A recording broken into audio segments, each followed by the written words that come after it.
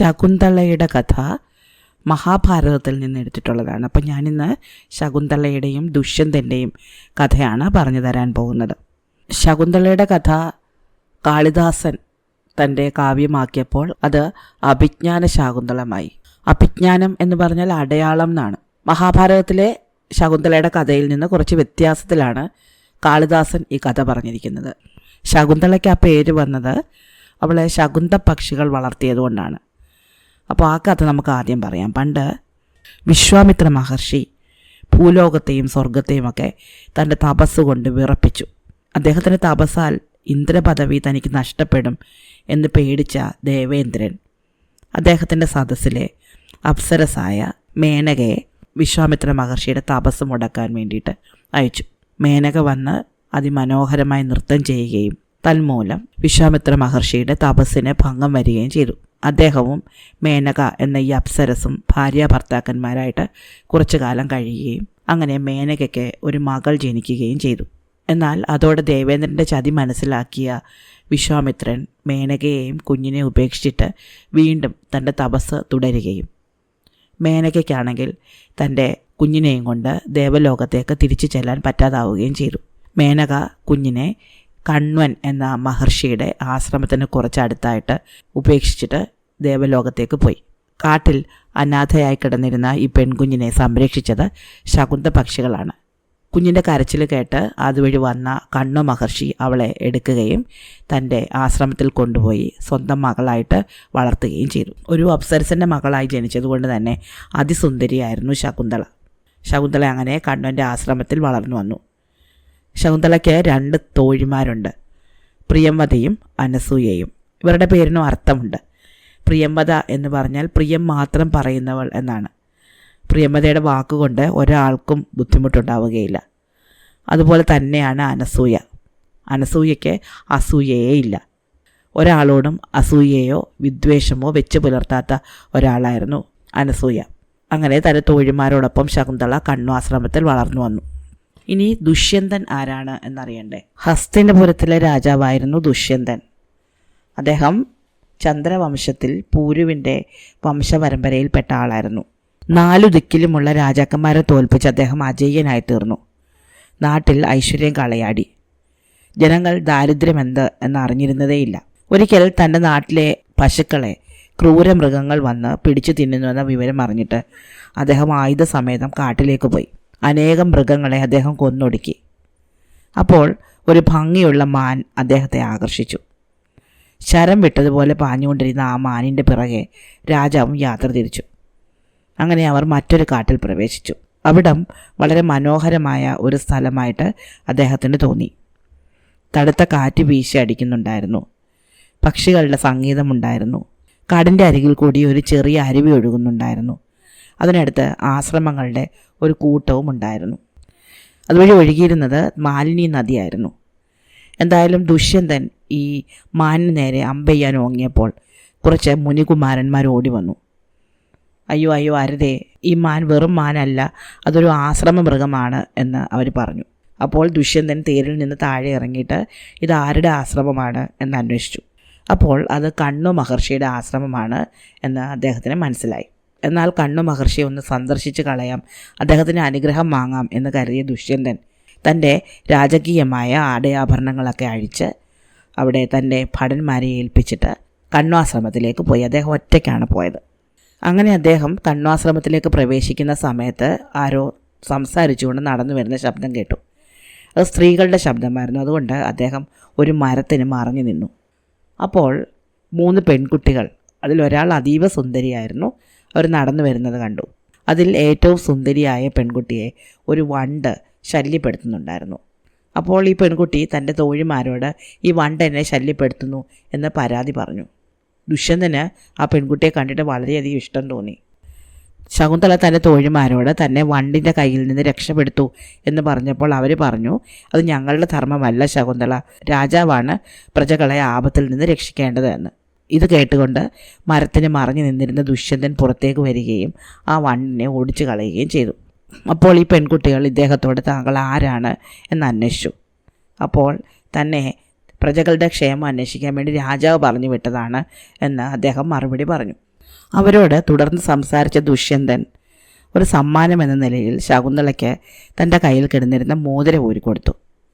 ആ മോതിരത്തിൽ രാജമുദ്രയുണ്ടായിരുന്നു. അത് കണ്ടപ്പോഴാണ് തങ്ങളുടെ അതിഥി രാജാവാണ് എന്ന് ഈ പെൺകുട്ടികൾക്ക് മനസ്സിലായത്. അവർ അദ്ദേഹത്തെ ആശ്രമത്തിലേക്ക് ക്ഷണിച്ചു. ദുഷ്യന്ത മഹാരാജാവിൻ്റെ സൗന്ദര്യത്തിൽ ശകുന്തളയും ശകുന്തളയുടെ അഭൗമ സൗന്ദര്യത്തിൽ ദുഷ്യന്തനും ആകൃഷ്ടരായിരുന്നു. എന്തായാലും ആശ്രമത്തിലേക്ക് വിളിച്ചുകൊണ്ട് പോയ മഹാരാജാവിന് ഈ പെൺകുട്ടികൾ ഭക്ഷണം കൊടുത്തു. ഈ സമയത്ത് അവിടെ എത്തിയ മറ്റു മുനികുമാരന്മാർ രാജാവിനോട് തങ്ങളെ കാട്ടിൽ ശല്യപ്പെടുത്തുന്ന രാക്ഷസന്മാരിൽ നിന്ന് തങ്ങൾക്ക് സംരക്ഷണം നൽകണം എന്നാവശ്യപ്പെട്ടു. ഇത് സമ്മതിച്ച ദുഷ്യന്തൻ താൻ കുറച്ച് ദിവസം ഈ ആശ്രമത്തിൽ താമസിച്ച് രാക്ഷസന്മാരിൽ നിന്ന് അവരെ രക്ഷിക്കാം എന്ന് വാഗ്ദാനം നൽകി. അങ്ങനെ ദുഷ്യന്തൻ കുറച്ച് ദിവസത്തേക്ക് ഈ ആശ്രമത്തിൽ താമസിച്ചു. ഈ സമയത്ത് കണ്ണു മഹർഷി അവിടെ ഉണ്ടായിരുന്നില്ല, അദ്ദേഹം പുറത്തു പോയിരിക്കുകയായിരുന്നു. അങ്ങനെ ദുഷ്യന്തൻ അവിടെ താമസിച്ചുകൊണ്ട് രാക്ഷസന്മാരെ എതിരിടുകയും അവരെയൊക്കെ തോൽപ്പിക്കുകയും ചെയ്തു. ഈ ദിവസങ്ങളിലൊക്കെ ശകുന്തള അദ്ദേഹത്തെപ്പറ്റി തന്നെ ചിന്തിച്ചുകൊണ്ടിരുന്നു. താനൊരു പാവപ്പെട്ട മുനികുമാരിയാണെന്നും തനിക്ക് രാജാവിനെ വിവാഹം കഴിക്കണം എന്ന് ആഗ്രഹിക്കാൻ പോലും അവകാശമില്ല എന്നും ശകുന്തള കരുതി. എന്നാൽ തൻ്റെ മനസ്സിലെ ആഗ്രഹം അവൾക്ക് ഒതുക്കാനും പറ്റിയില്ല. ഇത് മനസ്സിലാക്കിയ അവളുടെ സഖിമാർ അനസൂയയും പ്രിയമതയും അവളോട് ഒരു താമരയിലയിൽ കത്തെഴുതി രാജാവിനെ ഏൽപ്പിക്കാൻ പറഞ്ഞു. അങ്ങനെ ശകുന്തള ഒരു താമരയില പറിച്ച് അതിൽ ഒരു സന്ദേശം എഴുതി. അനസൂയയും പ്രിയമതയും കൂടി ആ സന്ദേശം ദുഷ്യന്തനെ ഏൽപ്പിച്ചു. ഈ കത്ത് വായിച്ച ദുഷ്യന്തന് വളരെയധികം സന്തോഷമുണ്ടായി. അദ്ദേഹത്തിനും ശകുന്തളയോട് അതേപോലെ തന്നെ ഇഷ്ടമുണ്ടായിരുന്നു. ദുഷ്യന്തൻ ശകുന്തളയോട് അവളെപ്പറ്റി കൂടുതൽ കാര്യങ്ങൾ അന്വേഷിച്ചറിഞ്ഞു. അപ്പോഴാണ് അവൾ ഒരു ബ്രാഹ്മണ കന്യകയല്ല എന്നും അവൾ വിശ്വാമിത്ര മഹർഷിയുടെയും മേനകയുടെയും മകളാണ് എന്നും മേനക ഉപേക്ഷിച്ച് അവളെ കണ്ണു മഹർഷി എടുത്ത് വളർത്തിയതാണ് എന്നുമൊക്കെ അദ്ദേഹത്തിന് മനസ്സിലായത്. എന്തായാലും അവർ രണ്ടുപേരും കാട്ടിൽ വെച്ച് വിവാഹം കഴിക്കാൻ തീരുമാനിച്ചു. കണ്ണു മഹർഷി അവിടെ ഇല്ലാതിരുന്നതിനാൽ അവരെ ഗാന്ധർവ വിധി പ്രകാരമാണ് വിവാഹിതരായത്. അങ്ങനെ വിവാഹം കഴിച്ച കുറച്ച് ദിവസങ്ങൾക്ക് ശേഷം കൊട്ടാരത്തിൽ നിന്ന് ഒരു സന്ദേശവാഹകൻ അവിടെ എത്തി. ഹസ്തിനപുരത്തിലേക്ക് അദ്ദേഹം വളരെ പെട്ടെന്ന് മടങ്ങിച്ചെല്ലണമെന്നും അദ്ദേഹത്തിനെ കൊണ്ട് അവിടെ കുറച്ച് ആവശ്യങ്ങളുണ്ടെന്നും പറഞ്ഞായിരുന്നു ഈ സന്ദേശവാഹകൻ വന്നത്. ഈ സന്ദേശം വായിച്ച ദുഷ്യന്തൻ ഉടൻ തന്നെ തിരിച്ചു പോകാൻ ഒരുങ്ങി. താൻ നൽകിയ മോതിരം എപ്പോഴും കയ്യിൽ അണിയണം എന്ന് നിർദ്ദേശിച്ചിട്ടാണ് ദുഷ്യന്തൻ ഹസ്തിനപുരത്തിലേക്ക് പോയത്. താൻ കൊട്ടാരത്തിൽ ചെന്ന് മറ്റുള്ളവരോട് വിവരം പറഞ്ഞിട്ട് ആഘോഷമായിട്ട് വന്ന് ശകുന്തളയെ കൂട്ടിക്കൊണ്ടു പോകാം എന്ന് അദ്ദേഹം ശകുന്തളയ്ക്ക് വാഗ്ദാനം കൊടുത്തിരുന്നു. ശകുന്തളയും പിതാവിനോട് കാര്യങ്ങളൊക്കെ അവതരിപ്പിക്കാമെന്നും എന്നിട്ട് അദ്ദേഹത്തെ കാത്തിരിക്കാമെന്നും ദുഷ്യന്തനോടും പറഞ്ഞു. അങ്ങനെ ദുഷ്യന്തൻ ഹസ്തിനപുരത്തിലേക്ക് തിരിച്ചുപോയി. ദുഷ്യന്തൻ പോയി കുറച്ചു നേരം കഴിഞ്ഞപ്പോഴാണ് ദുർവാസാവ് മഹർഷി കണ്വാശ്രമത്തിലെത്തിയത്. ദുർവാസാവ് മഹർഷി വളരെ വലിയ ദേഷ്യക്കാരനാണ്. അദ്ദേഹം ആശ്രമത്തിലേക്ക് കടന്നു വരുമ്പോൾ പടിയിൽ ശകുന്തള ഇരിപ്പുണ്ടായിരുന്നു. എന്നാൽ ശകുന്തള ദുർവാസാവ് മഹർഷിയെ കണ്ടില്ല. അവൾ ദുഷ്യന്തനെ പറ്റി ചിന്തിച്ചുകൊണ്ടേ ഇരിക്കുകയായിരുന്നു. ദുർവാസാവാണെങ്കിൽ അവിടെ വന്ന് കുറച്ചു നേരം നിന്നിട്ടും ശകുന്തള എഴുന്നേൽക്കുകയോ അദ്ദേഹത്തെ ആദരിക്കുകയോ ചെയ്തില്ല. ഇത് കണ്ട് കോപാകുലനായ ദുർവാസാവ് ശകുന്തളയെ ശപിച്ചു കളഞ്ഞു. അവൾ അപ്പോൾ ആരെപ്പറ്റിയാണോ ചിന്തിച്ചുകൊണ്ടിരിക്കുന്നത് അദ്ദേഹം അവളെ മറന്നു പോകട്ടെ എന്നായിരുന്നു ആ ശാപം. എന്നാൽ മഹർഷി തന്നെ ശപിച്ച കാര്യം പോലും ശകുന്തള അറിഞ്ഞിരുന്നില്ല. അവൾ ദുഷ്യന്തനെ പറ്റിയുള്ള ചിന്തയിൽ മുഴുകി അവിടെ തന്നെ ഇരുന്നു. എന്നാൽ ഇത് കണ്ട അനസൂയയും പ്രിയമതയും ദുർവാസാവ് മഹർഷിയുടെ അടുത്തേക്ക് ഓടിച്ചെന്നു. തങ്ങളുടെ സഖി ഒരിക്കലും ഇങ്ങനെ ശപിക്കരുത് എന്ന് പറഞ്ഞ് അവർ ദുർവാസാവ് മഹർഷിയോട് മാപ്പിരുന്നു. കാര്യങ്ങളൊക്കെ അദ്ദേഹത്തെ പറഞ്ഞ് ധരിപ്പിക്കുകയും ചെയ്തു. അപ്പോൾ ദുർവാസാവ് മഹർഷി പറഞ്ഞു, എനിക്കെന്തായാലും കൊടുത്ത ശാപം തിരിച്ചെടുക്കാൻ പറ്റുകയില്ല. പക്ഷെ ഞാൻ ഒരു ശാപമോക്ഷം പറയാം. ശകുന്തള ആരെയാണോ ഓർത്തിരുന്നത് അയാൾ എന്തായാലും ശകുന്തളയെ മറന്നുപോകും. അയാളെ ശകുന്തളയ്ക്ക് കൊടുത്ത എന്തെങ്കിലും ഒരു സാധനം ശകുന്തള അയാളെ കാണിക്കുകയാണെങ്കിൽ അയാൾക്ക് അവളെ വീണ്ടും ഓർമ്മ വന്നോളൂ. അപ്പോൾ പ്രിയമത വിചാരിച്ചു, ശകുന്തളയുടെ കയ്യിൽ മോതിരമുണ്ടല്ലോ, ആ മോതിരം കാണിച്ചാൽ ദുഷ്യന്തൻ ശകുന്തളയെ ഓർത്തോളും, ഒന്നും പേടിക്കാനില്ല. അങ്ങനെ ദുർവാസാവ് മഹർഷി ഈ ശാപമോക്ഷവും ഒക്കെ കഴിഞ്ഞിട്ട് അവിടെ നിന്ന് പോയി കളഞ്ഞു. ശകുന്തളയാണെങ്കിൽ ദുഷ്യന്തൻ തിരിച്ചു വരുന്നതും കാത്തിരിപ്പാണ്. പ്രിയമതയ്ക്കും അനസൂയയ്ക്കുമാണെങ്കിൽ തങ്ങളുടെ സഖിയുടെ അവസ്ഥ കണ്ടിട്ട് സഹിക്കുന്നുമില്ല. അങ്ങനെ കുറച്ച് ദിവസങ്ങൾക്ക് ശേഷം കണ്ണു മഹർഷി തിരിച്ചു വന്നു. സാധാരണ എവിടെയെങ്കിലുമൊക്കെ പോയി തിരിച്ചു വരുമ്പോൾ ശകുന്തള ഓടി അടുത്ത് വരുന്നതാണ്, കൊച്ചുകുട്ടികളെ പോലെ കൊഞ്ചുന്നതാണ്. പക്ഷേ ഇത്തവണ ശകുന്തള ലജ്ജിച്ച് മാറി എന്നതേ ഉള്ളൂ. അതെന്താണ് എന്നറിയാൻ വേണ്ടിയിട്ട് കണ്ണു മഹർഷി തൻ്റെ ദിവ്യ ചക്ഷുസാൽ നോക്കിയപ്പോൾ ഹസ്തിനപുരത്തിലെ മഹാരാജാവായ ദുഷ്യന്തൻ തൻ്റെ മകളെ ഗാന്ധർവ വിധി പ്രകാരം വിവാഹം കഴിച്ചതായിട്ട് അദ്ദേഹത്തിന് മനസ്സിലായി. മാത്രമല്ല അവൾക്കുടൻ തന്നെ വളരെ മിടുക്കനായ ഒരു മകൻ ഉണ്ടാകാൻ പോവുകയാണ് എന്നും കണ്ണമഹർഷിക്ക് ഒരു വെളിപാടുണ്ടായി. എന്തായാലും അദ്ദേഹം ശകുന്തളയെ അനുഗ്രഹിച്ചു. കണ്വാശ്രമത്തിൽ ഗൗതമി എന്നു പേരായ ഒരു അമ്മയുണ്ടായിരുന്നു. ഈ അമ്മയാണ് ശകുന്തളയെ ശുശ്രൂഷിച്ചിരുന്നത്. കുറച്ചു കാലം ദുഷ്യന്തനെ കാത്തിരുന്നിട്ടും ദുഷ്യന്തനെ കാണാതായപ്പോൾ അങ്ങനെയാണെങ്കിൽ ഹസ്തിനപുരത്തിലേക്ക് പോയി ദുഷ്യന്തനെ കാണാം എന്ന് എല്ലാവരും കൂടി തീരുമാനിച്ചു. എല്ലാവരും കൂടി ശകുന്തളയെ രാജകൊട്ടാരത്തിലേക്ക് അയക്കാൻ വേണ്ടി ഒരുക്കങ്ങൾ തുടങ്ങി. കണ്വ മഹർഷി ശകുന്തളയ്ക്കൊപ്പം പോകുന്നില്ല എന്ന് തീരുമാനിച്ചു. അദ്ദേഹത്തിന് പകരം ശിഷ്യന്മാരായ ഗൗതമനും ശാർംഗധരനുമാണ് പോയത്. ഗൗതമി എന്ന സന്യാസിനിക്ക് വളരെയധികം ദുഃഖമുണ്ടായിരുന്നു. കാരണം ശകുന്തളയ്ക്ക് ആഭരണങ്ങളൊന്നുമില്ല. ഒരു രാജാവിൻ്റെ ഭാര്യയ്ക്ക് ചേർന്ന നിലയിൽ ശകുന്തളയെ കൊട്ടാരത്തിലേക്ക് കൊണ്ടുചെല്ലേണ്ടതാണ്. അങ്ങനെ ഈ ആശ്രമത്തിലുള്ളവർ വിഷമിച്ചിരിക്കുമ്പോൾ പെട്ടെന്ന് ഒരു അത്ഭുതം സംഭവിച്ചു. തങ്ങൾക്ക് ഏറ്റവും പ്രിയപ്പെട്ടവളായ ശകുന്തളയ്ക്ക് തൻ്റെ ഭർതൃഗൃഹത്തിലേക്ക് പോകാൻ ആവശ്യമായ ആഭരണങ്ങളും വസ്ത്രങ്ങളുമെല്ലാം വനദേവതമാർ സമ്മാനിച്ചു. വൃക്ഷശിഖരങ്ങളിൽ ആഭരണങ്ങളും വസ്ത്രങ്ങളും ഉണ്ടായി. അനസൂയയും പ്രിയംവദയും ഗൗതമിയും കൂടി അതെല്ലാം എടുത്ത് ശകുന്തളയെ അണിയിച്ചൊരുക്കി. ആഭരണങ്ങളും പട്ടുവസ്ത്രങ്ങളും ഒക്കെ ധരിച്ചതോടെ ശകുന്തള വളരെയധികം തേജസ്വിനിയായിട്ട് കാണപ്പെട്ടു. ശകുന്തള എല്ലാവരോടും യാത്ര പറഞ്ഞു. തൻ്റെ വളർത്തുമൃഗങ്ങളെ, താൻ വെള്ളമൊഴിച്ച് വളർത്തിയ മുല്ലവള്ളിയെ ഒക്കെ ശകുന്തള തൻ്റെ തോഴിമാരെ ഏൽപ്പിച്ചു. കണ്വ മഹർഷിയാണെങ്കിൽ തൻ്റെ ആശ്രമത്തിലുള്ള മരങ്ങളോടും പൂക്കളോടും ചെടികളോടും മൃഗങ്ങളോടും പക്ഷികളോടുമൊക്കെ തൻ്റെ പുത്രിയോട് യാത്രാമംഗളം നേരുവാൻ ആവശ്യപ്പെട്ടു. അവരെല്ലാവരും തങ്ങളുടെ പ്രിയപ്പെട്ട ശകുന്തള പോകുന്നത് നിശ്ചലരായിട്ട് നോക്കി നിന്നു. പൂർണ്ണ ഗർഭിണിയായിരുന്ന ശകുന്തള ഗൗതമി മാതാവിനോടും ആശ്രമത്തിലെ മറ്റ് മുനികുമാരന്മാരോടുമൊപ്പം ഹസ്തിനപുരത്തിലേക്ക് യാത്രയായി. കണ്വ മഹർഷി നിറഞ്ഞ മനസ്സോടെ അവൾക്ക് യാത്രാമംഗളം നേർന്നു. അവൾ പോകുന്ന പാതയിലുടനീളം തണലായിരിക്കട്ടെ എന്നും തണുത്ത കാറ്റ് വീശട്ടെ എന്നും അവൾക്ക് ദാഹവും വിശപ്പും അറിയാതെ യാത്ര ചെയ്യാനാവട്ടെ എന്നും ഒക്കെ അദ്ദേഹം ആശംസിച്ചു. പാതകൾ പൂമ്പൊടി നിറഞ്ഞതുപോലെ മൃദുലമായി തീരട്ടെ എന്ന് അദ്ദേഹം ആശംസിച്ചു. തൻ്റെ ഭർതൃഗ്രഹത്തിൽ ആചരിക്കേണ്ട കാര്യങ്ങളെപ്പറ്റി അദ്ദേഹം ശകുന്തളയ്ക്ക് കുറച്ച് ഉപദേശങ്ങളും കൊടുത്തു. രാജകൊട്ടാരത്തിലെ സമ്പത്ത് കണ്ട് ഒരിക്കലും അഹങ്കരിക്കരുതെന്നും എല്ലാവരോടും സൗമ്യമായിട്ടും സന്തോഷത്തോടെയും പെരുമാറണമെന്നും എപ്പോഴും തൻ്റെ ഭർത്താവിനോട് അനുസരണയോടെ പെരുമാറണമെന്നൊക്കെ കണ്വൻ അവൾക്ക് പറഞ്ഞു കൊടുത്തു. അങ്ങനെ ശകുന്തള ഹസ്തിനപുരത്തിലേക്ക് യാത്രയായി. കാൽനടയായിട്ടാണ് പോയത്. കുറേ ദൂരം ചെന്നപ്പോൾ അവർ ഗംഗാ നദിയുടെ കരയിലെത്തി. വളരെയധികം ആഴമുള്ള ഒഴുക്കുള്ള നദിയായിരുന്നു ഗംഗ. ഗംഗയുടെ തീരത്ത് അഗ്നി ജ്വലിപ്പിച്ച് അവരവിടെ ഒരു പ്രാർത്ഥനയൊക്കെ നടത്തി. അതിനുശേഷം നദിയിലിറങ്ങി കുളിച്ചു. ശകുന്തളയാണെങ്കിൽ നദിയിൽ നിന്ന് കുറച്ച് വെള്ളം കോരി കുടിക്കുകയും ചെയ്തു. പക്ഷേ ഈ സമയത്ത് ശകുന്തളയുടെ കയ്യിലെ മോതിരം ഊരി വെള്ളത്തിൽ പോയിരുന്നു. ശകുന്തള ഇത് അറിഞ്ഞില്ല. എന്തായാലും അവരവിടെ നിന്ന് വീണ്ടും നടന്ന് ഹസ്തിനപുരത്തിൽ എത്തിച്ചേർന്നു. വളരെ മനോഹരമായൊരു നഗരമായിരുന്നു ഹസ്തിനപുരം. വളരെ മനോഹരമായ കെട്ടിടങ്ങളും പൂന്തോട്ടങ്ങളും വ്യാപാരശാലകളും വളരെ നല്ലവണ്ണം വസ്ത്രം ധരിച്ച ആരോഗ്യവാന്മാരായ ജനങ്ങളും ഒക്കെ ആയിട്ട് ഹസ്തിനപുരം വിളങ്ങി. ശകുന്തളയെ കൊണ്ട് ആശ്രമത്തിൽ നിന്നുള്ള ആൾക്കാർ ശകുന്തളയ്ക്കൊപ്പം ആശ്രമത്തിൽ നിന്ന് വന്നവരെല്ലാവരും കൂടി ചേർന്ന് ശകുന്തളയെ രാജാവിൻ്റെ മുന്നിൽ ഹാജരാക്കി. എന്നാൽ അപ്പോഴേക്കും ദുർവാസാവ മഹർഷിയുടെ ശാപത്താൽ ദുഷ്യന്തൻ ശകുന്തളയെ മറന്നുപോയിരുന്നു. ശകുന്തളയെ കണ്ടിട്ട് ഒരു പരിചയഭാവവും രാജാവ് കാണിച്ചില്ല. ആരാണ്, എന്തിനാണ് വന്നത്, ഇങ്ങനെ പൂർണ്ണ ഗർഭിണിയായ ഒരു സ്ത്രീ എന്താവശ്യത്തിനാണ് രാജകൊട്ടാരത്തിൽ വന്നത് എന്ന് അവളോട് രാജാവ് ചോദിച്ചു. രാജാവിൻ്റെ മുഖത്തെ ഭാവം കണ്ടതോടെ ശകുന്തളയുടെ ഹൃദയം തകർന്നുപോയി. അങ്ങനെ ഒരു വരവേൽപ്പായിരുന്നില്ല ശകുന്തള പ്രതീക്ഷിച്ചിരുന്നത്. ശകുന്തളയ്ക്കൊപ്പം വന്ന മുനികുമാരൻ രാജാവിനോട് കണ്വ മഹർഷി അദ്ദേഹത്തിൻ്റെ ഭാര്യയായ ശകുന്തളയെ അദ്ദേഹത്തിനെ ഏൽപ്പിക്കാൻ വേണ്ടിയിട്ട് തൻ്റെ കൂടെ അയച്ചതാണ് എന്ന് പറഞ്ഞു. എന്നാൽ ദുഷ്യന്തൻ അങ്ങനെ ഒരു കാര്യം അറിഞ്ഞതായിട്ടേ ഭാവിച്ചില്ല. രാജാവ് പറഞ്ഞു, ഞാൻ അങ്ങനെ ഒരു കാര്യം ഓർക്കുന്നേ ഇല്ലല്ലോ, എനിക്ക് ഇങ്ങനെ ഒരു ഭാര്യയില്ല. രാജാവിൻ്റെ ഈ വാക്ക് കേട്ട ആശ്രമവാസികൾ ആകെ വിഷമിച്ചു പോയി.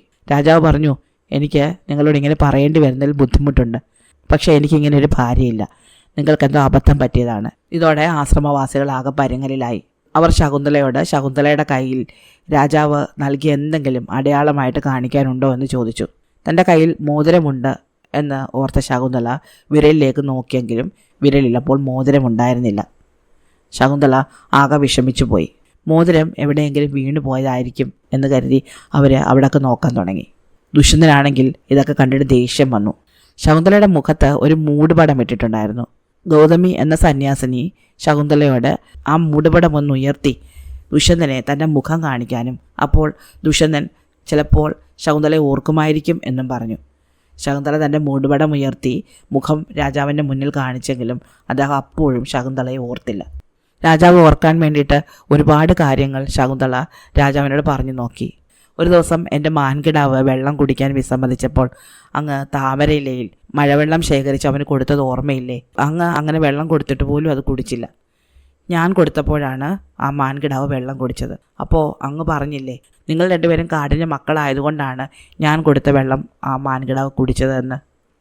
രാജാവ് പറഞ്ഞു, നിർത്ത്, എനിക്ക് ഇത്തരം കാര്യങ്ങൾ കേൾക്കാൻ സമയമില്ല. ഇവിടെ രാജ്യസഭ കൂടിയിരിക്കുകയാണ്. ഇവിടെ ഒരുപാട് പ്രധാനപ്പെട്ട കാര്യങ്ങൾ ചർച്ച ചെയ്യാനും തീരുമാനിക്കാനുമുണ്ട്.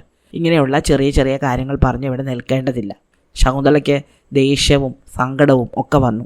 അവിടെ നിന്ന് എങ്ങോട്ട് പോകണം എന്ന് ശകുന്തളയ്ക്ക് അറിയാൻ വയ്യായിരുന്നു. ശകുന്തളയെ ഹസ്തിനപുരത്തിൽ എത്തിക്കുവാൻ വേണ്ടി അവൾക്കൊപ്പം വന്ന മുനികുമാരന്മാർ അവളെ തിരിച്ചു കൊണ്ടുപോകാൻ വിസമ്മതിച്ചു. ഭർതൃഗൃഹത്തിലാണ് ഇനി ശകുന്തളയുടെ സ്ഥാനമെന്നും കണ്വാശ്രമത്തിലേക്ക് അവളെ തിരിച്ചു കൊണ്ടുപോകാൻ പറ്റുകയില്ല എന്നും പറഞ്ഞ് അവർ തിരിച്ചുപോയി. ഒറ്റയ്ക്കായിപ്പോയ ശകുന്തളയ്ക്ക് എങ്ങോട്ട് പോകണം എന്നറിഞ്ഞുകൂടായിരുന്നു. കൊട്ടാരത്തിലെ പ്രധാന പൂജാരി ശകുന്തളയെ വിളിച്ച് അദ്ദേഹത്തിൻ്റെ വീട്ടിലേക്ക് കൊണ്ടുപോയി. ശകുന്തളയ്ക്ക് ഈ പ്രധാന പുരോഹിതനൊപ്പം പോവുകയല്ലാതെ മറ്റു മാർഗങ്ങളൊന്നും ഉണ്ടായിരുന്നില്ല. അവൾ വളരെയധികം അപമാനിതയായിട്ട്, ദുഃഖിതയായിട്ട്, ഹൃദയം തകർന്നവളായിട്ട് അദ്ദേഹത്തിൻ്റെ പിന്നാലെ തോട്ടത്തിലൂടെ നടന്നു പോകുമ്പോൾ ആകാശത്ത് നിന്ന് ഒരു മിന്നൽ കൊടി പോലെ മേനക പ്രത്യക്ഷപ്പെട്ടു. മേനക വന്ന് ശകുന്തളയെ വാരിയെടുത്ത് മേഘങ്ങൾക്കിടയിൽ മറഞ്ഞു. അങ്ങനെ ഇരിക്കെ ഒരു ദിവസം ഹസ്തിനപുരത്തെ ചന്തയിൽ നിന്ന് ഒരു മത്സ്യക്കച്ചവടക്കാരനെ ഭടന്മാർ പിടികൂടി. ഈ മത്സ്യക്കച്ചവടക്കാരൻ്റെ കയ്യിൽ രാജമുദ്രയുള്ളൊരു മോതിരമുണ്ടായിരുന്നു. സാധാരണ രാജമുദ്രയുള്ള മോതിരം രാജകൊട്ടാരത്തിന് പുറത്തുള്ള ആൾക്കാർ ധരിക്കാറുണ്ടായിരുന്നില്ല. എന്നാൽ ഈ മത്സ്യക്കച്ചവടക്കാരൻ ഒരു രാജമുദ്രയുള്ള മോതിരം ധരിച്ചിരിക്കുന്നു. ഇത് നാട്ടിലെങ്ങും പാട്ടായതുകൊണ്ടാണ് ഭടന്മാർ അയാളെ തേടിച്ചെന്നത്. അവരെല്ലാവരും കൂടെ അയാളെ പിടിച്ച് സേനാനായകൻ്റെ മുന്നിൽ ഹാജരാക്കി. സേനാധിപൻ അയാളോട് ചോദിച്ചു, നിനക്ക് എവിടെ നിന്ന് കിട്ടി രാജമുദ്രയുള്ള ഈ മോതിരം? അപ്പോൾ മത്സ്യക്കച്ചവടക്കാരൻ പറഞ്ഞു, ഇതെനിക്കൊരു മുക്കുവൻ തന്നതാണ്, ഞാൻ ഒരു തെറ്റും ചെയ്തിട്ടില്ല. അതോടെ മുക്കുവൻ്റെ കയ്യിൽ എങ്ങനെ ഈ മോതിരം കിട്ടി എന്നായി ചിന്ത. അയാൾ എവിടെ നിന്നെങ്കിലും മോഷ്ടിച്ചതായിരിക്കും എന്നാണ് കരുതിയത്. അങ്ങനെ മുക്കുവനെ രാജകൊട്ടാരത്തിലേക്ക് പിടിച്ചുകൊണ്ടുവന്നു. മുക്കുവൻ പറഞ്ഞു, ഞാൻ പിടിച്ചൊരു മീൻ മുറിച്ചപ്പോൾ എനിക്ക് മീനിൻ്റെ വയറ്റിൽ നിന്ന് കിട്ടിയാണ് ഈ മോതിരം. അതോടെ ഈ മോതിരം ദുഷ്യന്ത മഹാരാജാവിൻ്റെ അടുത്ത് ഹാജരാക്കപ്പെട്ടു. രാജാവ് ആ മോതിരം തൻ്റെ കയ്യിലെടുത്ത് നോക്കി. പെട്ടെന്ന് അദ്ദേഹത്തിന് ശകുന്തളയെ ഓർമ്മ വന്നു. ശകുന്തളയ്ക്ക് താൻ കൊടുത്ത വാഗ്ദാനത്തെയും അവളെ വിവാഹം കഴിച്ചതും താൻ ഉടനെ വരാം എന്ന് പറഞ്ഞ് ആശ്രമത്തിൽ നിന്ന് പോകുന്നതും അദ്ദേഹം ഓർത്തു.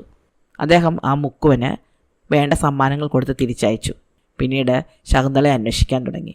പ്രധാന പുരോഹിതനെ വിളിച്ച് ശകുന്തളയെപ്പറ്റി അന്വേഷിച്ചപ്പോൾ ഒരു അപ്സരസ് ആകാശത്ത് നിന്ന് വന്ന് അവളെ എടുത്തുകൊണ്ട് പോയി എന്നറിയാൻ കഴിഞ്ഞു. പിന്നീട് അവൾക്ക് എന്ത് പറ്റിയെന്ന് ആർക്കും അറിഞ്ഞുകൂടാ. ദുഷ്യന്ത മഹാരാജാവ് ഊണിലും ഉറക്കത്തിലും ശകുന്തളയെപ്പറ്റി തന്നെ ചിന്തിച്ചിരിക്കാൻ തുടങ്ങി. അദ്ദേഹം തൻ്റെ കൊട്ടാരത്തിൽ ശകുന്തളയുടെ മനോഹരമായൊരു ചിത്രം വരച്ചു.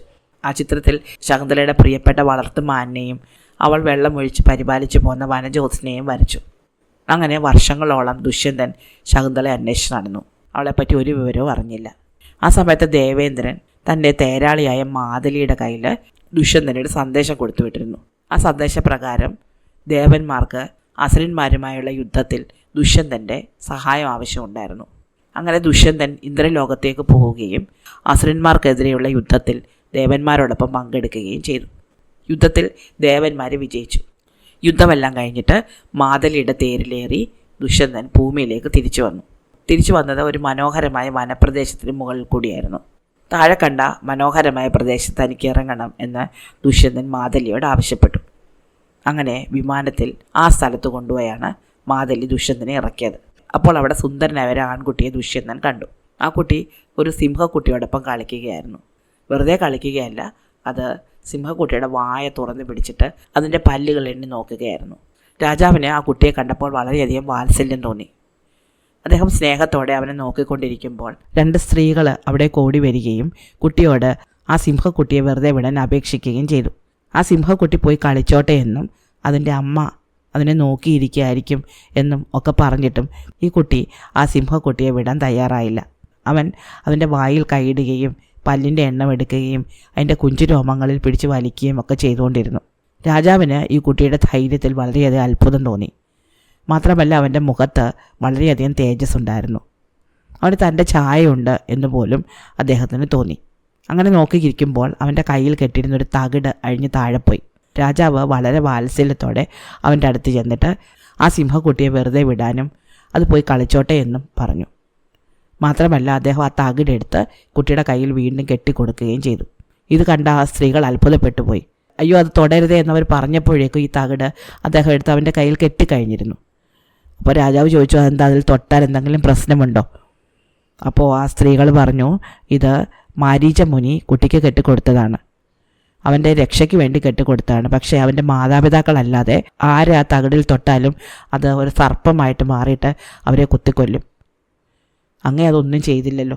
അതോടെ തൻ്റെ മകനാണ് എന്ന് ദുഷ്യന്ത മഹാരാജാവിന് ഉറപ്പായി.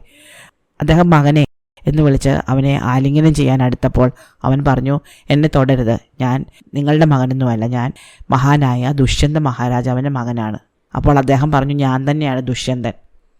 എവിടെ നിൻ്റെ അമ്മ ശകുന്തള എവിടെ? അങ്ങനെ ഈ രാജകുമാരൻ രാജാവിനെയും കൊണ്ട് തൻ്റെ അമ്മയുടെ അടുത്തേക്ക് കൊണ്ടുപോയി. തനിക്ക് പറ്റിപ്പോയ തെറ്റിൽ രാജാവ് ശകുന്തളയോട് മാപ്പ് ചോദിച്ചു. മോതിരം കണ്ടപ്പോഴാണ് തനിക്ക് ശകുന്തളയെ ഓർമ്മ വന്നതെന്ന് അദ്ദേഹം പറഞ്ഞു. കാര്യങ്ങളൊക്കെ കലങ്ങി തെളിഞ്ഞതിൽ ശകുന്തളയ്ക്കും വളരെയധികം സന്തോഷമായി. ദുഷ്യന്തൻ ശകുന്തളയെയും തൻ്റെ മകനായ ഭരതനെയും ഹസ്തിനപുരത്തിലേക്ക് വിളിച്ചുകൊണ്ടുപോയി. മാരീച മുനിയുടെ ആശ്രമത്തിൽ മേനകയായിരുന്നു ശകുന്തളയെ കൊണ്ടേൽപ്പിച്ചിരുന്നത്. അവിടെ വെച്ചാണ് ശകുന്തള പ്രസവിച്ചത്. അതിതേജസ്വിയായ വീരനായ ശകുന്തളയുടെ മകനെ സർവദമനൻ എന്നായിരുന്നു എല്ലാവരും വിളിച്ചിരുന്നത്. അവൻ്റെ പേര് ഭരതൻ എന്നായിരുന്നു. മാരീച മുനിയോട് യാത്ര പറഞ്ഞ് അദ്ദേഹത്തിൻ്റെ അനുഗ്രഹവും വാങ്ങിയിട്ട് ശകുന്തളയും ദുഷ്യന്തനും ഭരതരാജകുമാരനും ഹസ്തിനപുരത്തിലേക്ക് തിരിച്ചുപോയി. ഭരതൻ വളർന്നു വരുമ്പോൾ വളരെ മഹാനായ ഒരു രാജാവായി തീരുമെന്നും പിന്നീട് അവൻ വസിക്കുന്ന രാജ്യം അവൻ്റെ പേരിൽ അറിയപ്പെടുമെന്നും മാരീച മുനി അവനെ അനുഗ്രഹിച്ചു. അങ്ങനെ ദുഷ്യന്തൻ്റെ മകനായ ഭരതനിൽ നിന്നാണ് നമ്മുടെ രാജ്യത്തിന് ഭാരതം എന്ന പേര് ഉരുത്തിരിഞ്ഞു വന്നത്. അപ്പോൾ ഇഷ്ടമായോ കഥ? അടുത്ത കഥ അടുത്ത ദിവസം.